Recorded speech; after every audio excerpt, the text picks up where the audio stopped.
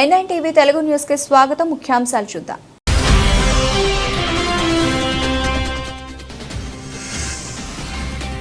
America మాజీ అధ్యక్షుడు Trump పై కాల్పులు, ఎన్నికల ప్రచారంలో ప్రసంగిస్తుండగా దుశ్చర్య.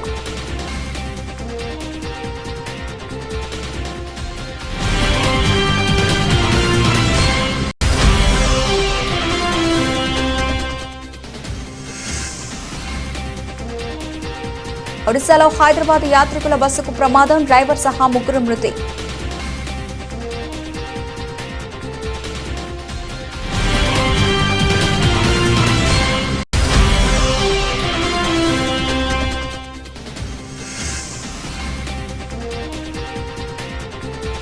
తిరుపతికి చేరుకున్న అమరావతి రైతుల పాదయాత్ర, రేపు మొక్కుల చెల్లింపు.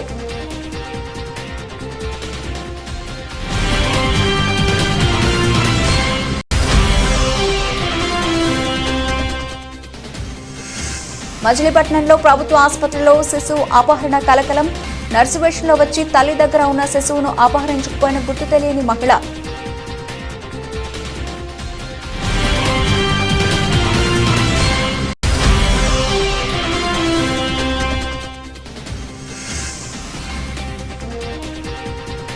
ప్రజాభవన్లోని నల్లపోచమ్మ దేవాలయంలో బోనాల ఉత్సవాలు, హాజరైన సీఎం రేవంత్ రెడ్డి.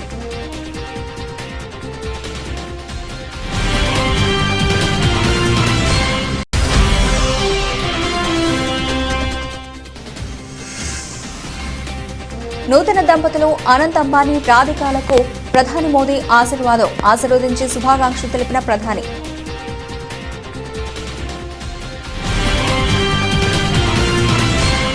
అగ్రరాజు అమెరికా ఉలిక్కిపడే ఘటన జరిగింది. ఆ దేశ మాజీ అధ్యక్షుడు, రిపబ్లికన్ పార్టీ అధ్యక్ష అభ్యర్థి అయిన డొనాల్డ్ ట్రంప్పై దుండగులు కాల్పులకు పాల్పడ్డారు. పెన్సిల్వేనియాలోని బట్లర్లో జరిగిన ఎన్నికల ర్యాలీలో ప్రసంగిస్తూ ఉండగా ఈ దుశ్చర్యకు పాల్పడ్డారు.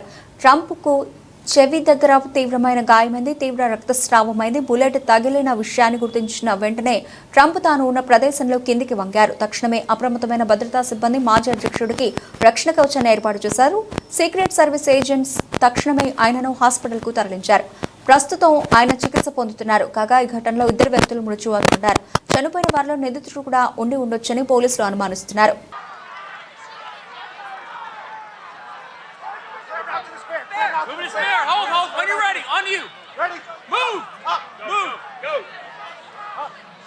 Hawkeye's here. Hawkeye's here. Move it to the stair. Stair, get ready. Stair, get ready. We ready? Shooters down. Shooters down. Are we good? Shooters down. Shooters down. Are we good to move? Shooters down. We're good to move. We're clear. We're clear. Let's clear. We're clear.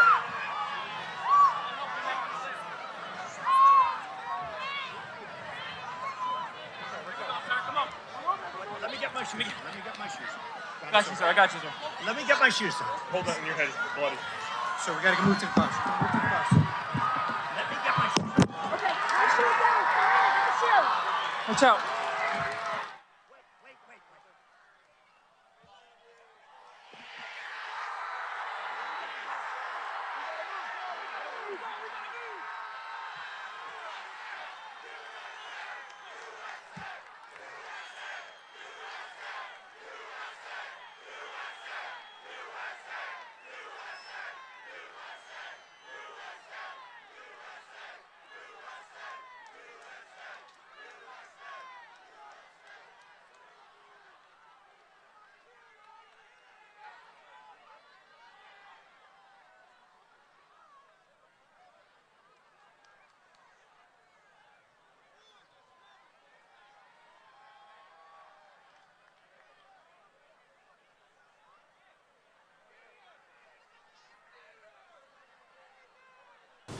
Hyderabad నుంచి ఒడిశాకు యాత్రికులతో బయలుదేరిన private travels bus ఒడిశాలో ప్రమాదానికి గురైంది. Bus driver సహా ముగ్గురు అక్కడికక్కడే మృతి చెందారు.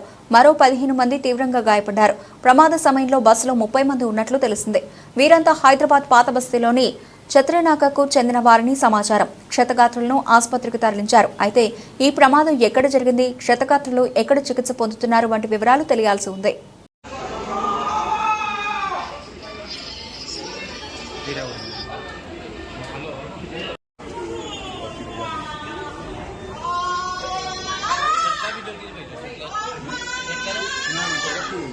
అమరావతి రైతుల పాదయాత్ర నిన్న తిరుపతికి చేరుకుంది. నేడు కాలిబాటలో తిరుమలకు చేరుకుని సోమవారం స్వామివారికి మొక్కులు చెల్లించుకుంటారు.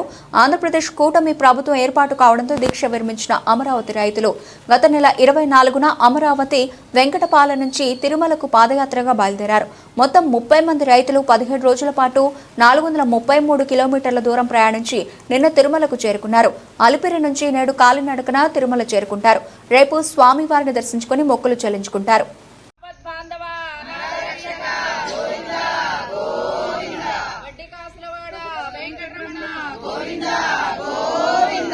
అమరావతి రక్షక, ఆంధ్రప్రదేశ్ పరిరక్షక, గోవిందా గోవిందా. జై అమరావతి, జై అమరావతి.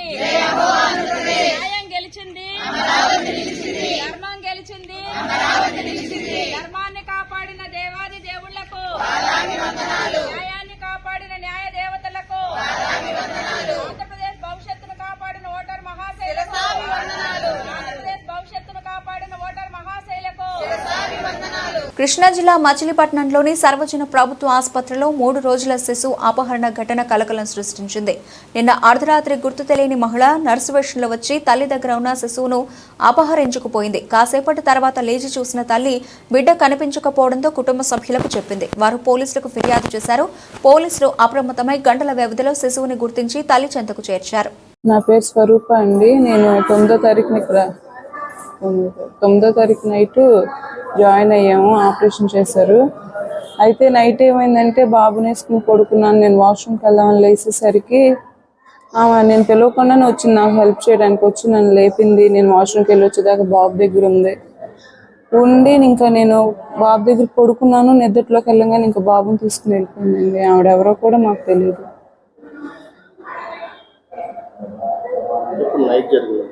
నైటే జరిగిందండి.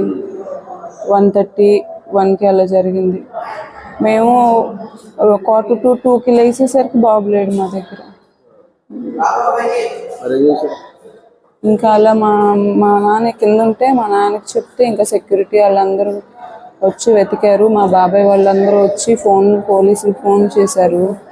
ఇంకా అక్కడికక్కడే అందరూ ఇన్ఫర్మేషన్ అంతా గ్యాదర్ చేసేసి వాళ్ళు రామానాయుడుపేట అంట వాళ్ళది కిడ్నాప్ చేసిన వాళ్ళే అక్కడ దొరికాడు బాబు. ఇంకా తీసుకొచ్చి పోలీసులు మాకు అప్పచెప్పారు, బాబుని అప్పచెప్పారు. మార్నింగ్ 5-6 కల్లా మాకు బాబుని అప్పచెప్పారు. బాబుకి ఇంకా వెంటిలేషన్లో ఐసీయూలో పెట్టారు. కొంచెం నీరసంగా ఉందనేసి. అంతేండి. బాబుకి బాగానే ఉందండి. కొంచెం నీరసంగా ఉందనేసి ఐసీయూలో పెట్టారు. సెలైన్ ఎక్కుతుంది.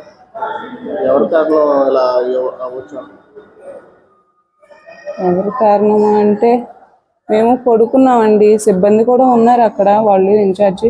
అప్పుడే ఆమె బీపీ చూడటానికి అని వెళ్ళిందంట. ఆవిడ తీసుకుని వెళ్ళిపోయింది ఈలోపే.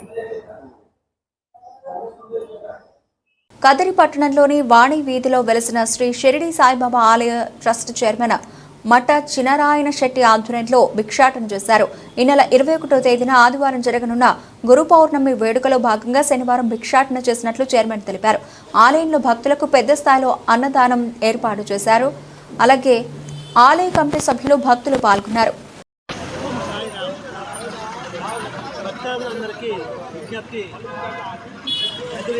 పట్టణంలో వాణి స్ట్రీట్ యందు వెలిసినటువంటి బాబా మందిరంలో గురు పౌర్ణిమ మహోత్సవం చాలా వైభవంగా జరుపుతున్నాము. అందులో భాగంగా మొట్టమొదట ఈ దినం శనివారం రోజు భిక్షా కార్యక్రమం మొదలుపెట్టాము. బాబావారి ఆజ్ఞ ప్రకారము భిక్ష కార్యక్రమంలో మొట్టమొదటిగా ఈరోజు భిక్ష ఊర్లో అంతా భిక్ష చేసి ఆ వచ్చిన భిక్షతో వండి ఆయన స్వయంగా వండి ఆ ప్రసాదాన్ని భక్తులందరికీ పంచేవారు. అదేవిధంగా మేము కూడా పురవీధుల్లో తిరిగి భిక్ష వసూలు చేసి ఆ వచ్చిన భిక్షతో ప్రసాదాన్ని తయారు చేసి అన్నదానం వచ్చిన వాళ్ళందరికీ ఎంతమంది అయినా రాని పొద్దున్నే 10 గంటల నుంచి సాయంత్రం 4 గంటల వరకు నిర్విరామంగా జరుగుతూనే ఉంటుంది. కాబట్టి భక్తాదులందరూ ఆ రోజు ఇచ్చేసి ప్రసాదాలను స్వీకరించి తీర్థ ప్రసాదాలు స్వీకరించి మమ్మల్ని ఆనందించవలసింది. తర్వాత కొత్త బాబా కృపకు పాత్రలు కావాల్సిందిగా మిమ్మల్ని మరీ కోరుకుంటున్నాను. తిరుమల శ్రీవారి సుప్రభాత సేవలో ఆదివారం పలువురు పోలీసు అధికారులు దర్శించుకున్నారు. వీరిలో రాష్ట్ర డీజీపీ ద్వారకా తిరుమలరావు, కడప ఎస్పీ హర్షవర్ధన్ రాజు, రాజమహేంద్రవరం జిల్లా నూతన ఎస్పీ నరసింహ కిషోర్లు కుటుంబ సభ్యులతో కలిసి స్వామివారి సేవలో పాల్గొని దర్శించుకున్నారు. వీరికి ఆలయ అధికారులు స్వాగతం పలికి దర్శనం ఏర్పాట్లు చేశారు. దర్శనం అనంతరం ఆలయ రంగనాయక మండపంలో ఆలయ అధికారులు తీర్థ ప్రసాదాలు అందజేశారు.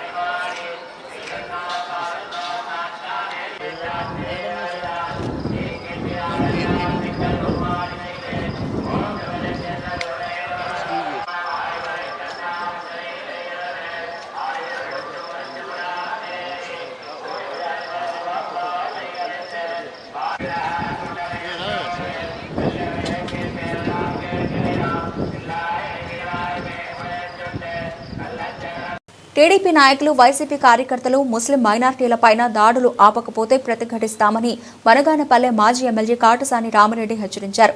శనివారం పట్టణంలోనే ఆయన మాట్లాడారు. ముస్లిం యువకులపై టీడీపీ కార్యకర్తలు అన్యాయంగా దాడి చేశారని ఆరోపించారు. పోలీసులు ఉన్నారని, అధికారం ఉంది కదా అని ఇష్టానుసారంగా ప్రవర్తిస్తే సహించేది లేదన్నారు. అలాగే కొనసాగితే ప్రజలే తిరుగుబడే రోజులు వస్తాయన్నారు. ఈరోజు మీ పార్టీకి ఓటు వేసినారు. మీకు అన్ని విధాలుగా ఈరోజు ఈ పార్టీలోకి సంపూర్ణమైన మెజార్టీ కూడా టౌన్ నుంచి కూడా టీడీపీకే రావడం జరిగింది. అయినప్పటికీ కూడా ఈరోజు ముస్లింలు యువకులు మీద దాడులు చేసి వాళ్ళను మరి భయభ్రాంతికి గురి చేసి ఇంకా భయపెట్టాలని చెప్పి ప్రయత్నం చేస్తూ ఉన్నారు. ఏదో ఒకరోజు ఖచ్చితంగా తిరగబడే రోజు కూడా అది త్వరలోనే వస్తుంది. కాబట్టి జాగ్రత్తగా ఉండండి. మీరు ఈరోజు ఈ ముస్లింలు యువకుల మీద ఎందుకు దాడి చేస్తూ ఉన్నారు? వాళ్ళు చేసిన పాపం ఎక్కడ? మరి ఈరోజు వాళ్ళు ఏదో ప్రశాంతంగా ఎప్పుడు కూడా మరి ఎంతోమంది ఎమ్మెల్యేలు వచ్చినారు. గతంలో నేను కూడా 2 సార్లు ఎమ్మెల్యేగా ఉన్నాను. ఎక్కడ కూడా ముస్లింల జోలికి వెళ్లకుండా, ముస్లింలు అంటే మాకు ప్రత్యేకమైన అభిమానం ఉంది. మరి వాళ్ళు ఓట్లు వేసినా వేయకపోయినా కూడా మరి అటువంటి ముస్లింల మీద, హిందువుల మీద ఎందుకు దాడులు చేస్తూ ఉన్నారు? మరి ఈరోజు ప్రతి పార్టీలో కూడా కార్యకర్తలు అనేది ప్రతి పార్టీకి ఉండడం సహజంగా ఉంటుంది. మరి మీ పార్టీలో ఉన్నారు, మరి మేము కూడా 5 సంవత్సరాలు ఎమ్మెల్యేగా ఉన్నాను, గతంలో ఉన్నాను. ఎప్పుడు కూడా ఇటువంటి పరిస్థితులు, ఇటువంటి భయానక పరిస్థితులు ఎప్పుడు కూడా లేవు. ఈరోజు ప్రతిదానికి ఈరోజు పోలీసును అడ్డం పెట్టుకొని ఏం చేసినా కూడా మా కేసులు ఉండవు. ఒక పొగరు, ఎందుకంటే మాకు అధికార పార్టీ ఉంది, మాకు మంత్రి ఉన్నాడు అని ఒక పొగురుతో ఈరోజు ఈ కార్యకర్తలు చేస్తూ ఉన్నారు. అది ఎన్నో రోజులు కూడా మేము సహించే ప్రసక్తి లేదు. ఎప్పుడో ఒకసారి ఖచ్చితంగా దీనికి మరి ఒక పరిష్కారం అంటే ఖచ్చితంగా త్వరలోనే ఉంటుందని చెప్పి కూడా తెలియజేస్తూ ఉన్నాం. ఈ యొక్క దాడులు అనేది మరి ఈరోజు చాలా వరకు అన్ని ప్రాంతాల్లో కూడా, ఎందుకంటే గతంలో ఎన్నడూ లేని విధంగా కూడా చేయడం జరుగుతూ ఉంది. కాబట్టి ఈరోజు ఈ యొక్క మేనిఫెస్టో ఏదైతే ఉందో, మీరు ప్రభుత్వం వచ్చింది, ఈ ప్రభుత్వము మరి దీన్ని ఈ మేనిఫెస్టో ఏదైతే ఉందో మీరు ఈ యొక్క పథకాలు ఏవైతే ఈ యొక్క సూపర్ 6 అని పథకం ఏదైతే పెట్టినారో అవన్నీ కూడా ప్రజలకు అందజేసి మంచి పేరు సంపాదించుకోవాలి. దాన్ని ఏదో విధంగా కప్పిపుచ్చుకోవడానికి, మసిపూసి మారేడుగా చేసేదానికి ప్రయత్నాలన్నీ చేస్తూ ఉన్నారు. కాబట్టి ఈరోజు మా పేదలకు అందించే రేషన్ బియ్యాన్ని తక్కువ ధరకు కొనుగోలు చేసి సొమ్ము చేసుకుంటున్న మాఫియాను నిలువరించేందుకు ప్రభుత్వం చర్యలు తీసుకుంటోందని రాజాం ఎమ్మెల్యే మురళీమోహన్ ఆదివారం అన్నారు. ఎక్కడైనా రేషన్ బియ్యం రవాణా చేస్తే అధికారులకు సమాచారం ఇవ్వాలని కోరారు. అక్రమార్కులు అడ్డదారుల్లో విదేశాలకు రేషన్ బియ్యాన్ని ఎగుమతి చేస్తున్నారని తెలిపారు. ఇక్కడ 15 రూపాయలు కొని విదేశాల్లో 100 రూపాయలకు అమ్ముతున్నారని అన్నారు. మంత్రి మనోహర్ గారు కూడా మరి అన్ని జిల్లాలు తిరుగుతూ ఈరోజు మరి పీడిఎస్ రైస్ ఏ విధంగా మరి దొంగతనం చేయబడింది అవన్నీ కూడా కంట్రోల్ చేయడం జరుగుతుంది. ఇప్పటికి కూడా ప్రభుత్వం కొన్ని వేల కోట్ల రూపాయలు ఖర్చు పెడుతున్నాం. అందుకు దయచేసి పౌరులందరూ కూడా అలర్ట్గా ఉండాలి. ఇలాంటి దొంగ బియ్యాన్ని ఎవరైనా ఎక్స్పోర్ట్ చేసినా కొన్నా ఇమీడియట్గా ప్రభుత్వానికి లేకపోతే మాకు చెప్తే డెఫినెట్గా వారి మీద యాక్షన్ తీసుకుంటాం. ఎందుకంటే బియ్యం చాలా వరకు కూడా విదేశాలకు ఎగుమతి అవుతుంది. ఇక్కడ 15 రూపాయలు తీసుకొని మరి విదేశాల్లో 100 రూపాయలు కూడా అమ్ముకునే పరిస్థితి ఉంది. ఇది పెద్ద స్కాము. ఇన్ని సంవత్సరాలు ఏ ప్రభుత్వం కూడా దీని మీద దృష్టి పెట్టలేదు. కానీ చంద్రబాబు నాయుడు గారు అలాగే ఈరోజు దాని కన్సర్న్ మినిస్టర్ మనోహర్ గారు కూడా చాలా దృష్టి పెట్టడం వల్ల ఈరోజు స్కామ్లన్నీ బయటకు వస్తున్నాయి. దయచేసి ఇవన్నీ కూడా అంటే మన యొక్క స్థితిగతులే మారాలి అంటే అన్నీ ట్రాన్స్పరెంట్గా ఉండాలి. ఈ ప్రభుత్వం అన్ని విధాలా ట్రాన్స్పరెంట్గా ఉంటుంది. ప్రభుత్వంపై వైసీపీ నేతలు చేస్తున్న వ్యాఖ్యలపై టీడీపీ నేత బుద్ధ వెంకన్న తీవ్ర స్థాయిలో ఫైర్ అయ్యారు. విజయవాడలోని తన కార్యాలయంలో ఆయన మాట్లాడుతూ మాజీ మంత్రులు గుడివాడ అమర్నాథ్, పేర్ని నాని మతి భ్రమించి మాట్లాడుతున్నారని ఎద్దేవా చేశారు. ప్రజలు చీకొట్టినా ఇంకా వైసీపీ నాయకులకి సిగ్గు రాలేదని అన్నారు. నెల రోజుల్లో రాష్ట్రంలో చంద్రబాబు అనేక మార్పులను తీసుకొచ్చారని ఆయన స్పష్టం చేశారు. పదవికాంక్ష తప్ప వేరేదే లేదు. ప్రజల గురించి పట్టించుకోవడం కానీ ప్రజా సేవ చేయడం కానీ జగన్మోహన్ రెడ్డి దగ్గర నుంచి కింద స్థాయి వరకు పదవికాంక్ష తప్ప వేరే ఆలోచనే లేదు. మరి ఈయనకి ఏమైనా కళ్ళకు వచ్చి చెప్పాడేంటి బీపీసీఎల్ రాష్ట్రానికి 60,000 కోట్లు తీసుకొస్తారని? మరి జగన్మోహన్ రెడ్డి ఎందుకు చెప్పలేదు ఆ రోజు ప్రజలకి?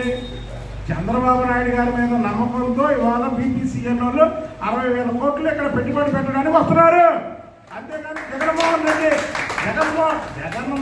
రెడ్డి ముఖ్యమంత్రిగా ఉంటే 60,000 కోట్లు ఇక్కడ పెట్టుబడి పెడితే అందులో మొత్తం 30,000 కోట్లు జగన్మోహన్ రెడ్డి కొట్టేస్తాడని తెలిసి ఏ కంపెనీలు కూడా ఇక్కడ పెట్టుబడులు పెట్టడానికి రాలేదు.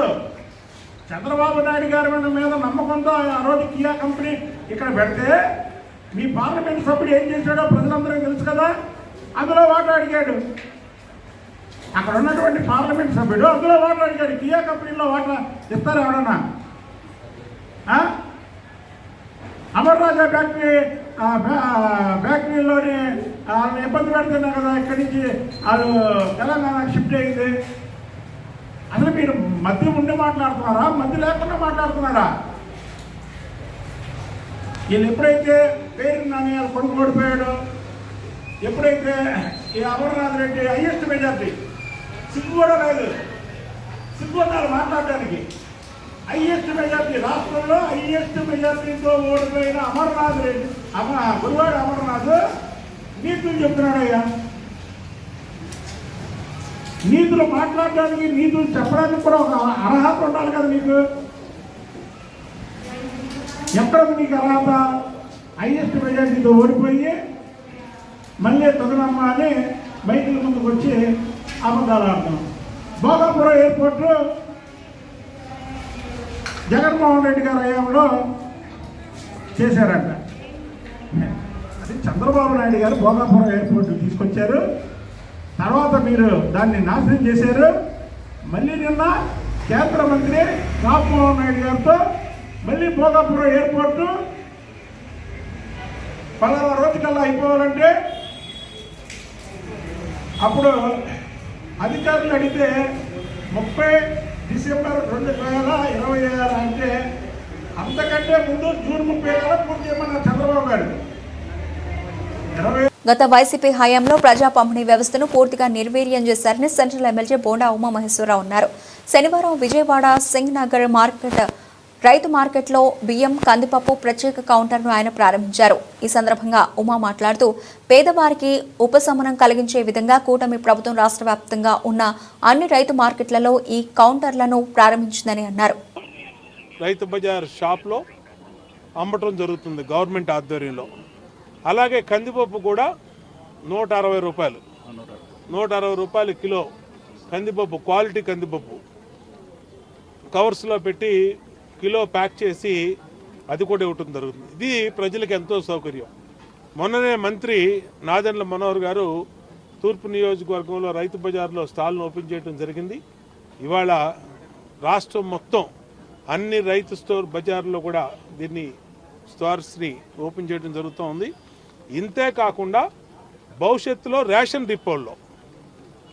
డిపోల్లో కూడా ఈ నిత్యావసర సరుకులైనటువంటి బియ్యంలో 2-3 రకాలు, అలాగే కందిపప్పు, అలాగే పామ్ ఆయిలు ఇంకా మిగిలినటువంటి సరుకులన్నింటిని కూడా పెడతానికి ప్రయత్నాలు జరుగుతూ ఉన్నాయి.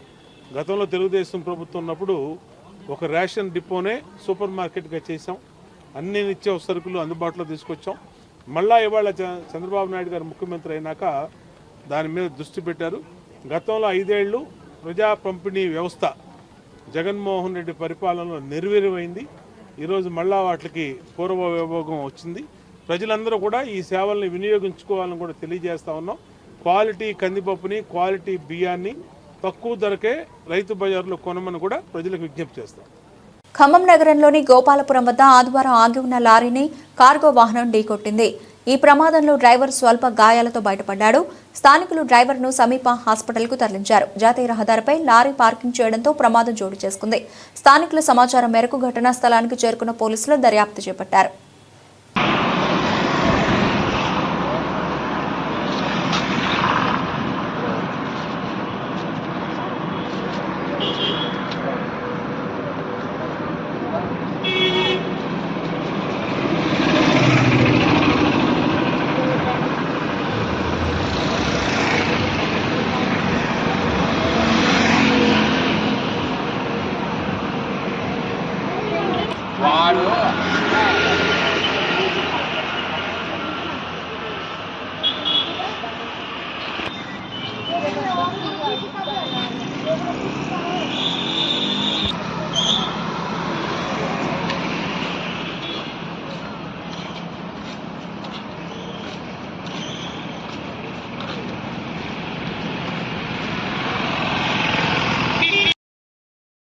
ఎడతెరిపి లేకుండా కురుస్తున్న వర్షానికి సింగరేణిలో బొగ్గు ఉత్పత్తికి అంతరాయం ఏర్పడింది. సత్తుపల్లి మండలం కిష్టారం ఓపెన్ కాస్ట్లో 5,000 టన్నుల బొగ్గు ఉత్పత్తి, 45,000 క్యూసెక్ మీటర్ల మట్టి తొలగింపు పనులకు అంతరాయం ఏర్పడగా సత్తుపల్లి జేవీఆర్ ఓసీలో 15,000 టన్నుల బొగ్గు ఉత్పత్తికి 90,000 క్యూబిక్ మీటర్ల మట్టి తొలగింపునకు అంతరాయం వాటిల్లిందని ఆయా ఓసీల పీఓలు ప్రహ్లాద్ నరసింహారావు తెలిపారు.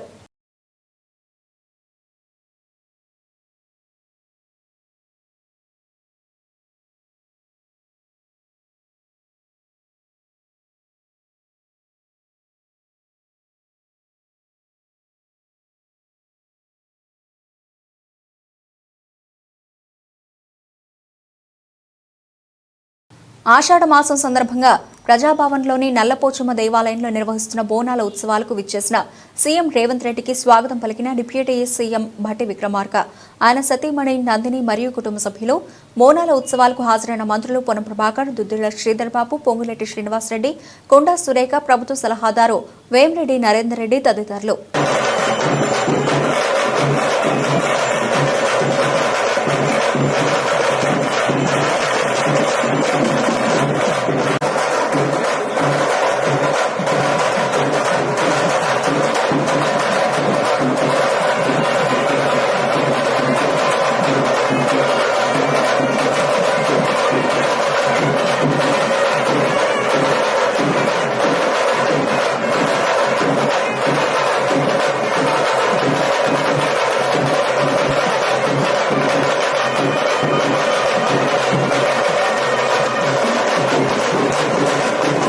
హైదరాబాద్ సోమాజిగూడ ప్రెస్ క్లబ్ కేంద్రంగా తెలంగాణ రాష్ట్ర వ్యాప్తంగా పనిచేస్తూ ఉన్న అవుట్సోర్సింగ్ ఉద్యోగుల రౌండ్ టేబుల్ సమావేశం నిర్వహించబడింది. దానికి గాను టీజీఓ, టీఎన్జీఓ ఉద్యోగ సంఘాల నాయకులు ఏలూరు శ్రీనివాసరావు, మారం జగదీశ్వరరావు, రాజకీయ నాయకులు, మేధావులు, వివిధ సంఘాల నాయకులు పాల్గొన్నారు. ముఖ్యమంత్రి వెంటనే అవుట్సోర్సింగ్ ఉద్యోగుల యొక్క బ్రతుకులు మారాలంటే రెగ్యులరైజేషన్ ప్రక్రియ చేపట్టాలి అని సోమాజిగూడ ప్రెస్ క్లబ్ కేంద్రంగా డిమాండ్ చేయడం జరిగింది.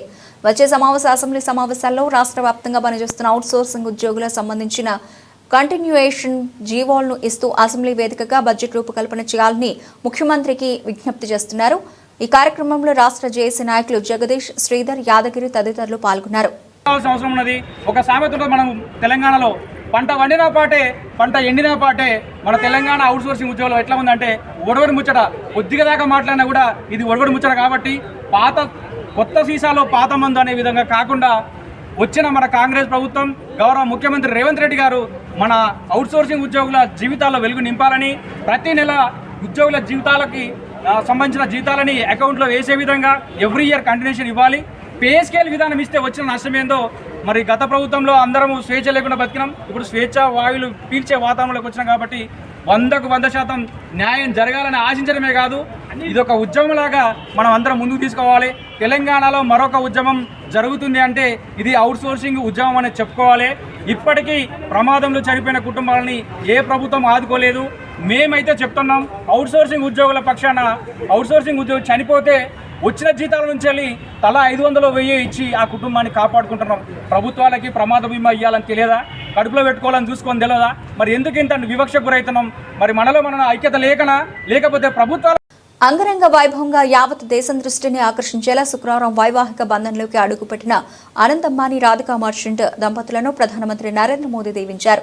శనివారం రాత్రి ముంబైలోని జియో వరల్డ్ సెంటర్లో జరిగిన శుభాశీర్వాద్ వేడుకకు ఆయన హాజరయ్యారు. నూతన దంపతులను ఆశీర్వదించి శుభాకాంక్షలు తెలిపారు. అనంత్ అంబానీ తండ్రి, ఆసియాలోనే అత్యంత సంపన్న వ్యక్తి ముఖేష్ అంబానీ, నీతా అంబానీతో పాటు కుటుంబ సభ్యులందరినీ ప్రధాని మోదీ పలకరించారు. తన కొడుకుని ఆశీర్వదించేందుకు వచ్చిన ప్రధాని మోదీకి ముఖేష్ అంబానీ సాదర స్వాగతం పలికారు.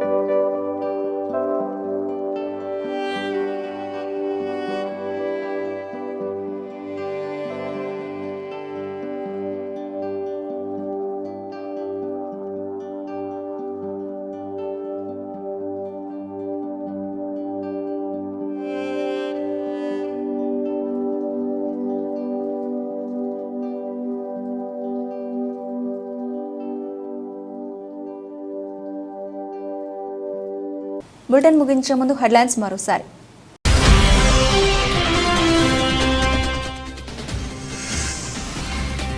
అమెరికా మాజీ అధ్యక్షుడు ట్రంప్పై కాల్పులు, ఎన్నికల ప్రచారంలో ప్రసంగిస్తుండగా దుశ్చర్య.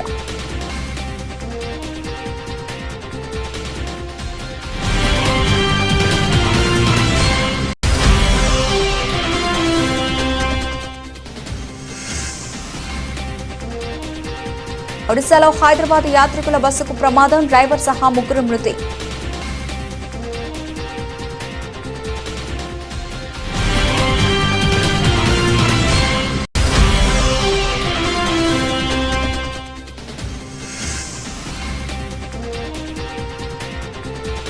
తిరుపతికి చేరుకున్న అమరావతి రైతుల పాదయాత్ర, రేపు మొక్కుల చెల్లింపు.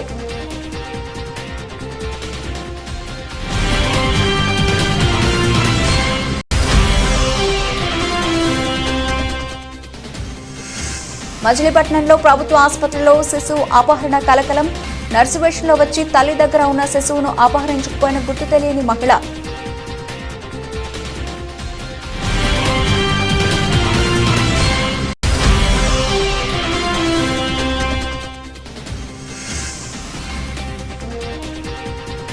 ప్రజాభవన్లోని నల్లపోచమ్మ దేవాలయంలో బోనాల ఉత్సవాలు, హాజరైన సీఎం రేవంత్ రెడ్డి.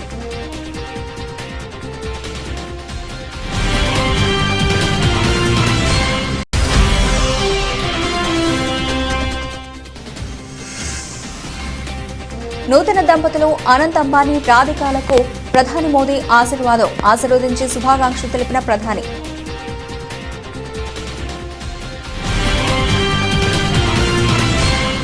ఇవి ప్రవర్తన బులెటిన్ అప్డేట్స్. మరిన్ని అప్డేట్స్తో మళ్ళీ కలుద్దాం. అంతవరకు సెలవు. నమస్తే.